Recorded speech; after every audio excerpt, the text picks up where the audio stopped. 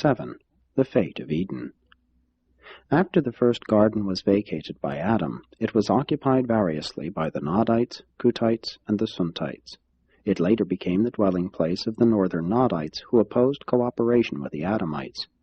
The peninsula had been overrun by these lower-grade Nodites for almost 4,000 years after Adam left the garden, when, in connection with the violent activity of the surrounding volcanoes and the submergence of the Sicilian land bridge to Africa, the eastern floor of the Mediterranean Sea sank, carrying down beneath the waters the whole of the Edenic Peninsula.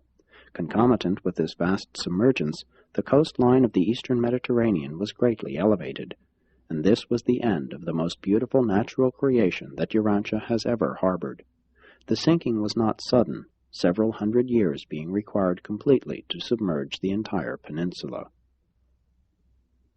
We cannot regard this disappearance of the garden as being in any way a result of the miscarriage of the divine plans or as a result of the mistakes of Adam and Eve.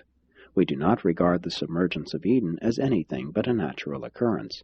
But it does seem to us that the sinking of the garden was timed to occur at just about the date of the accumulation of the reserves of the violet race for undertaking the work of rehabilitating the world peoples.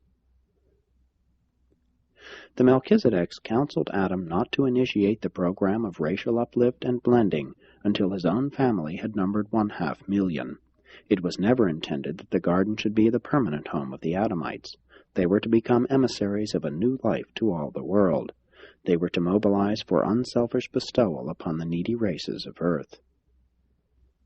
The instructions given Adam by the Melchizedeks implied that he was to establish racial, continental, and divisional headquarters to be in charge of his immediate sons and daughters, while he and Eve were to divide their time among these various world capitals as advisors and coordinators of the worldwide ministry of biologic uplift, intellectual advancement, and moral rehabilitation.